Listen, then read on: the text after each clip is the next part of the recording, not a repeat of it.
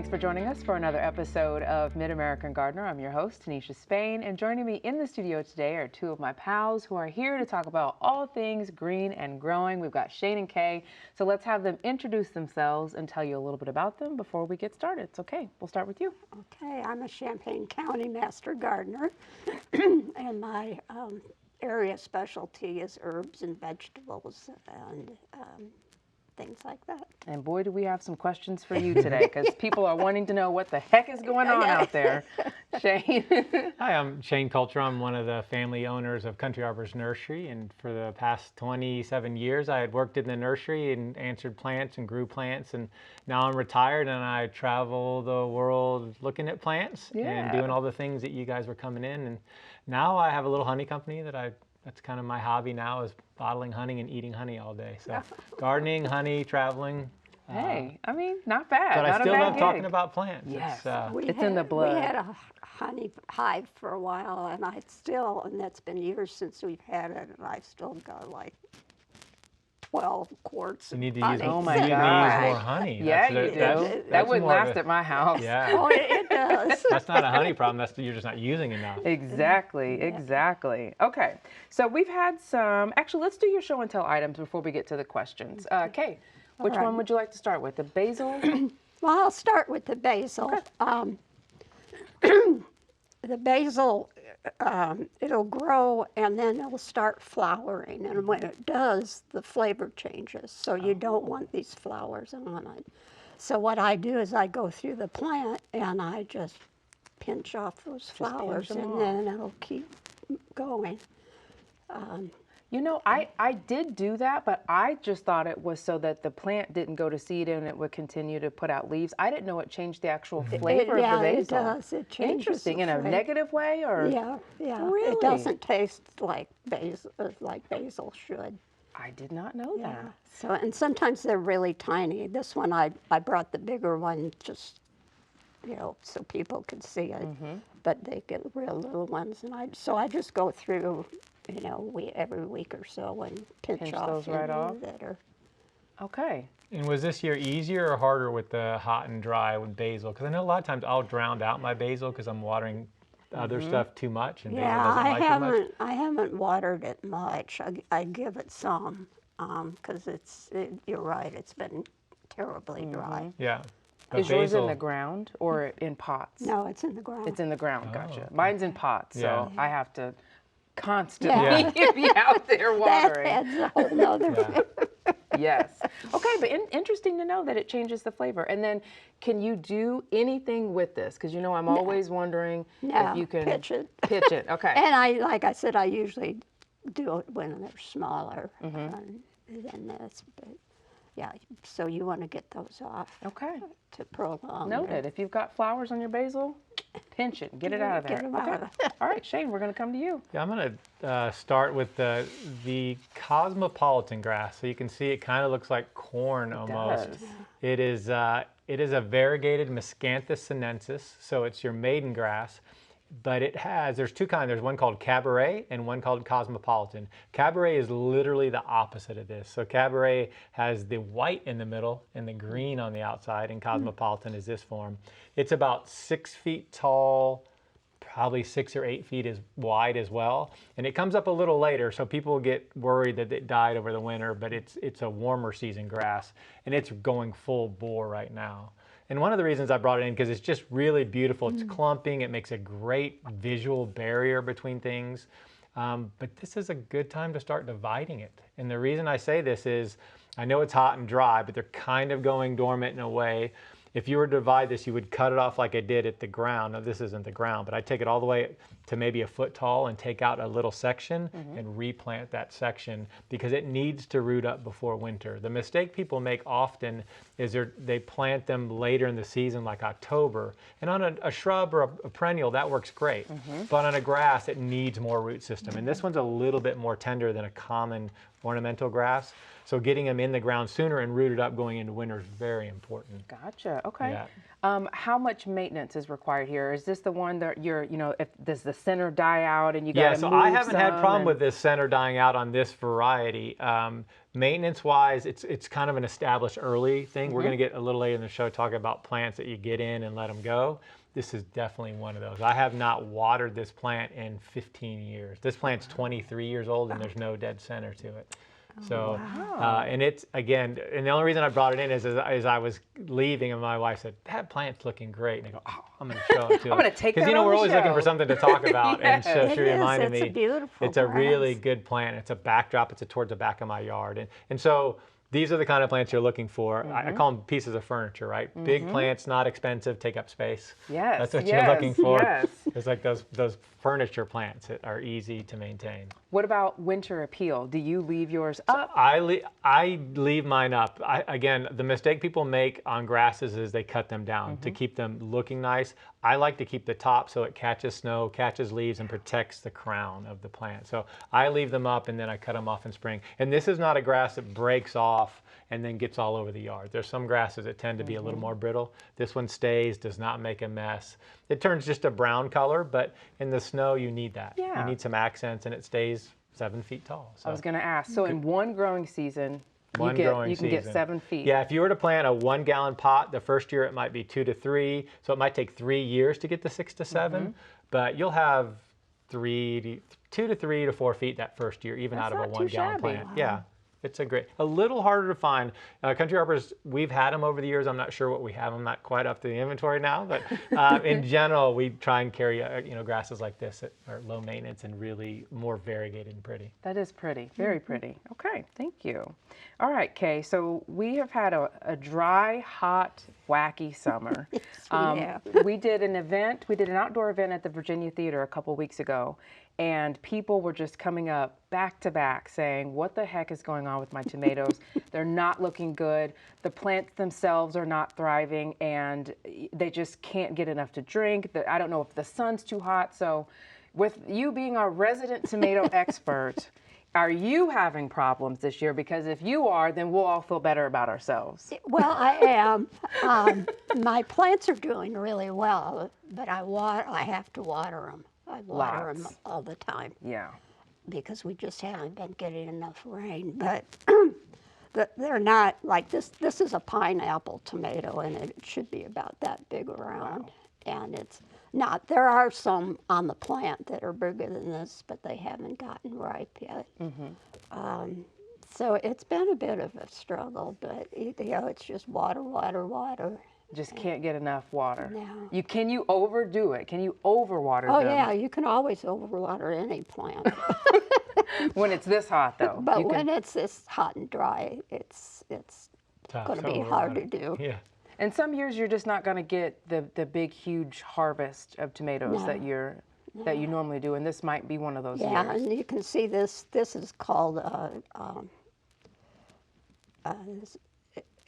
anyway, and it's got these cracks on the top, and it's just not the color quite the size that it should be. So it just might not be a It's great called year. terracotta. Terracotta. And it's a nice tomato, but Is there anything you can do as far as adding compost or fertilizer? Is there anything to revitalize or help them along in this? well, what I do is we mow 2 acres of land. So originally my husband's been mowing a lot, so I rake up the grass clippings and I use them as mulch. Okay.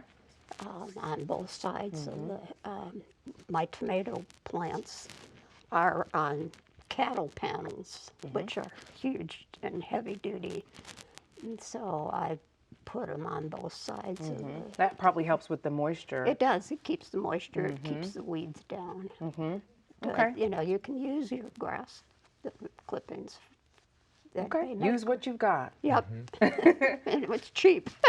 One more question. This is from Cindy Streho. She wrote in and said, I heard that you should remove some blossoms from your tomato plants to encourage larger fruit? We might be a little late in the season on this one, but is this a practice that you use? No. No. You don't want to, that's really not a good practice. Okay. Because they're not going to help. You only want to do that when the plant is growing. Remove the... So there is a time. Yeah, and I think it probably comes from other fruit, right? So that's a common practice in peach trees and other peaches, because the thought is there's only so much energy to grow fruit. Yeah. And so you will, on a peach tree, you always thin a peach tree. If you see a lot of Illinois peaches that are this big, that tends to be because of Illinois. But the peaches you see large, most peach growers will take out half the blooms or half the little peaches so that the rest of the peaches are good size, because it doesn't have enough energy to put all big peaches. Tomatoes have lots of energy. Yeah. It's not like removing a couple is going to get you big. They're going to produce. Okay. Yeah. So that's a holdover from other fruits. Most likely that's what they're probably thinking. And on apple trees, they do that. All the fruits, they do that to produce larger fruit. Because, again, if we were to put these in the grocery store, they wouldn't move super fast. No. So they're trying to maximize the size when it comes to the other fruits. But tomatoes, I think they're going to get to size whether they're supposed to or not. If they're going to get the size, they're going to get the size. If they're not, they're not. Exactly right. So if you want a big tomato, get a variety that's a big tomato. Like I said, like this one should be, Yeah. in a normal year, it'd be like that. Yeah. Okay. Well, you're not alone, folks. If Kay's tomatoes are struggling, we're all in the We're all same in boat here. trouble. That's right. That's right. All right, Shane, do you want to do your show and tell, or do you want to tackle a question? I'll do the show and Yeah, tell, because and then I've we'll been get to anxious that to hear one. about this one. Yeah, so this one always fascinates people. So this is a variegated monstera plant. And you can see there's no variegation, so it's white. So the first thing people that are plant experts will tell me, well, that's never going to live, or that leaf is only going to live for a week or so. And yes, that would be the case if this plant was getting sun, a good amount of sun. So anything more than morning sun, this will start burning on the edges. Like this has a little dot. But what I do is mine is almost in mornings. I bring it outside and it's just a couple hours of morning sun and then shade the rest of the afternoon. So that helps the leaves hold longer. The other thing is the chlorophyll is needed to live, but it doesn't have to be in this particular leaf. Chlorophyll has to be in the plant. So half the plant is this and half the plant is variegated. So it has the chlorophyll to produce a wonderful, healthy plant. It just doesn't in these. So I have these all over the place and they'll last over a month. You know, they'll eventually burn because it'll get a little bit too much sun. But I've had them last 4 months, 5 months, and there's always white leaves on it, always. And I bought it because the owner said, hey, it does this. So I spent $500 on a cutting. It was maybe 10 leaves at the time, and now it's way over 100 leaves. So that cutting there can or cannot survive if you were to plant this, it would probably survive, but this is going to burn off. So, I see just a tiny bit of green I should have in brought there. a burnt one because I do have one that kind of creeps over because it is 6 feet tall and 6 feet wide. Wow. And the funny thing is I took a cutting for this, a green one that my wife put on. We have a study upstairs, and it hangs over the balcony and goes all the way downstairs. So it's like 14 feet about, and it hasn't hit the ground floor yet, but it'll grow forever. So you can get this to go. You do need to find a plant that tends to produce this because it is kind of a genetic thing. But I love them. But if I were to sell you a cutting or give a cutting, I would probably give you a green one just to make it easier on you, because this probably is going to die back, and then you'll get a new shoot that'll probably live. But I would So probably what if give you put it in a low to no light situation? Yeah, I can make this. My wheels are turning. Well, you're gonna get this and let us know because I'm giving this away. But I would put it in almost no sunlight. And again, I would put it in a house in water and let it root up first. So I'd leave it in water for a month, and then you'll know. Then it's gonna live. Then you'll Well, know. would you put it right in the water? Or Yeah, so when I do cuttings, I will put this, because it's got the nub kind of sticking through here. I will put this in there, and this will just root up, and then I'll plant it. Okay, one more question. Yeah. You said it'll have like a little offshoot or a little. Yeah. Will that be green or will that be That white? will probably be green. Wow. Yeah, probably be green. Nature is so cool. Yeah. It's amazing. But it's such a, I mean, this just doesn't look real. It doesn't. Yeah. And are those particularly rare?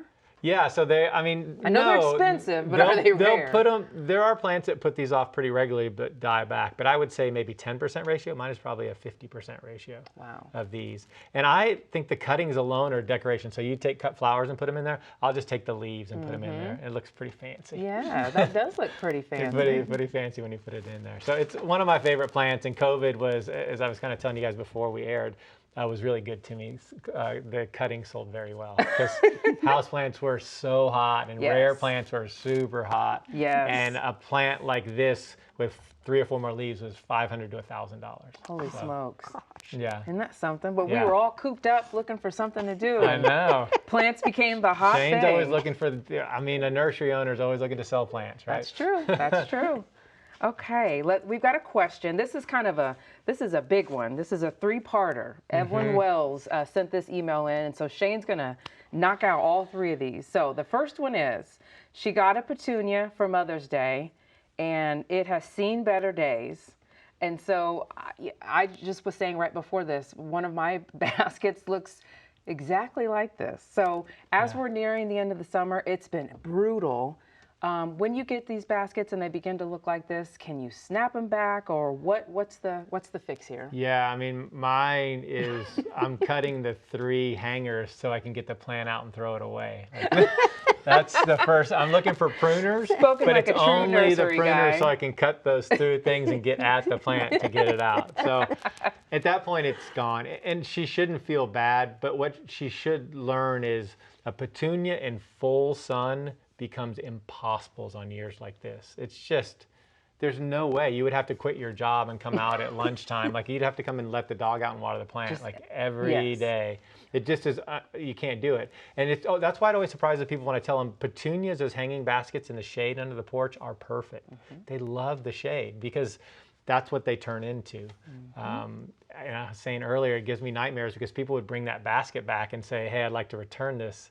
And I'd say, it's August, and like, well, it didn't look very good when I got it. And I'm like, no, like, it had to have looked better. It looked better than that. So, yeah, I would just, to me, if I were going to do that, I would know that August is going to be it for that. There's no way to keep that water, because if that was another 3 or 4 feet or 6 feet, like it should be as a petunia hanging, you can't keep that water, not in that basket. So. There are ways to keep them living longer, and the key is a huge basket. Gotcha. So I did a newsletter the other day where I talked about when I went to Aspen, which was pretty dry, but their baskets were all amazing. But there was one key thing. They were giant moss baskets. So they were lined with moss. They were 3 foot long, 2 foot wide, tons of dirt. So the watering was much easier. So that is what, 8 inches by 4 inches? And you can tell where she's watered and knocked out half the soil too. So she's taking a hose and she's spraying it like that, and it's spraying all the dirt out. So now it's even harder. So it's a combination of things. Mine would say bigger basket. Okay. And know what you're getting into. You know what those I always notice this time of year, if they're not looking like that, they're very leggy and straggly looking. Because one watering turns them crispy and they never really pop back. Yes. They get new little leaves, but the old crispy ones are still there. Yeah. So yeah, and there's not much you can do about it. I have some on a hanging, I did a porch rack with moss, and that moss helped it. They look really good still. Because that, again, a lot more moisture holding than these kind of things.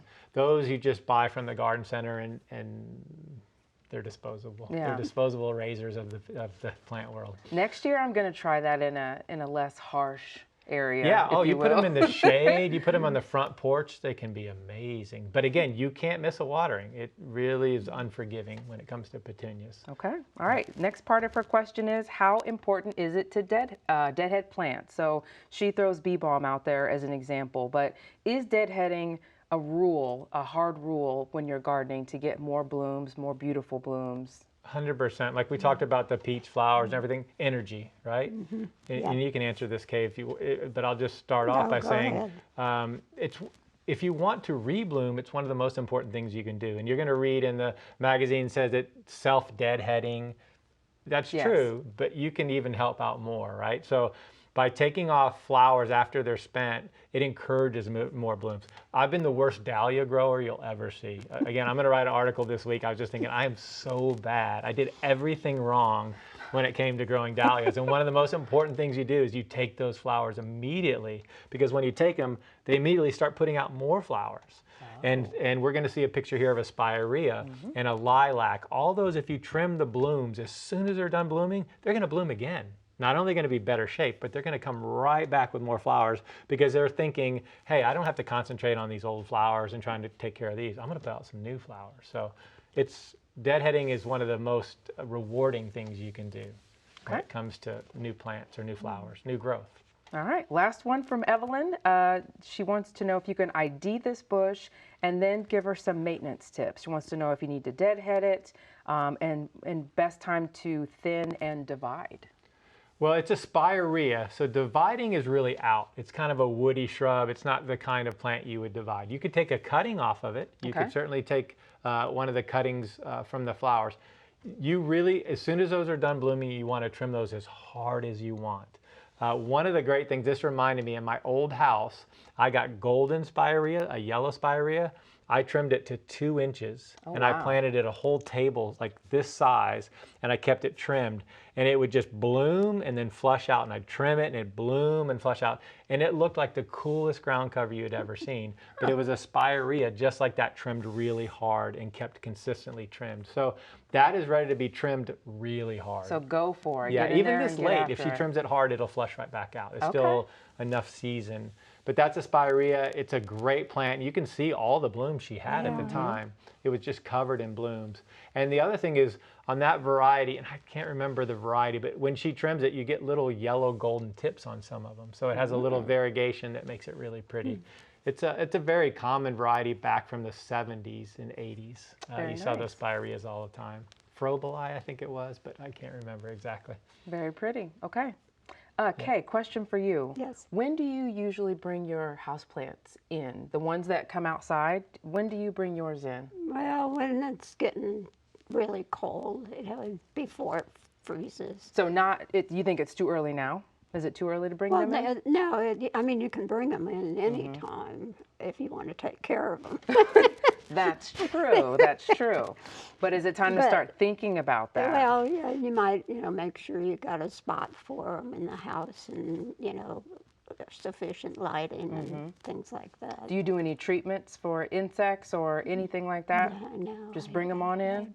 I use a little bit of that bonide, the granule, just as an Systemic. insurance, because, once everybody comes in and gets shoulder to shoulder, we were talking about mealybugs in a previous show. So I do use a little bit of those granules, but what about you? When do you bring your plants in? So mine won't be till September, because September can be super hot as well. The key for right now is the heat and the sun. Is move them to where they're not getting so much sun, because as we know, during this time of year the sun starts settling to the south and starts getting lower. So sometimes where you think it was protected because you have that part sun plant, maybe it's getting full sun now. So you can just kind of have to go out there. It's like my mom was doing her sprinklers and she said, I have a bad spot. And I go, did you check your sprinklers? Like, you have to go through them and watch how they work.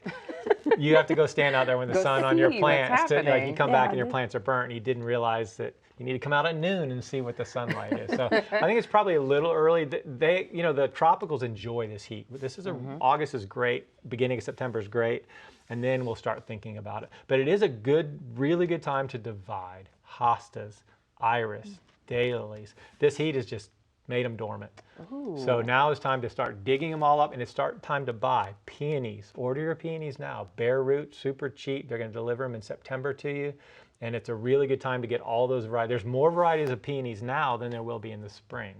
So if you want daylilies, iris, peonies, any of those tuberous plants, and not dahlias, but everything else that's perennial tuberous, now is your time to divide. It's okay to throw them away or compost them. Not everybody wants your blue iris. That's fine. Well, we can't do that. No, I know so many people. I see them giving away like the green hosta. Is it a little early to cut the iris back? I thought. Yeah, so normally they say, hey, I want it to die back and do that. We are dormant. Like, we've been so hot, we're probably 2 weeks ahead of time. So you'll be fine. Okay. Absolutely fine. And I know this because they are starting to ship iris in September. So they've already dug them. Yeah, in a lot of the places. So everybody else has dug them. If they can do it by 1 million, I can do it with 20. So, okay. All right. We have a plant ID question. Someone wants to know if we can identify this weed on the screen. Any idea what that is?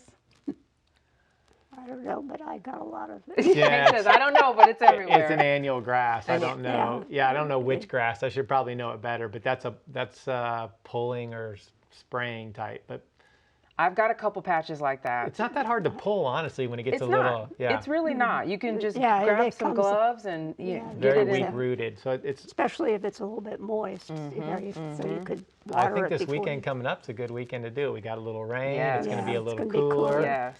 Get a little kneeling pad, and you got that whooped. At least Work that little section. patch right on down. Okay. Yeah. Well, we are out of time. Thank you guys so much for coming in. Welcome. I know, it goes fast, doesn't it? Thank you guys so much for watching. If you've got questions, you can send them in to us at yourgarden@gmail.com, or you can just look for us on socials. Just search for MidAmerican Gardener. Keep those questions coming in, and we will get those answered for you. And thanks so much for joining us. We'll see you next time. Good night.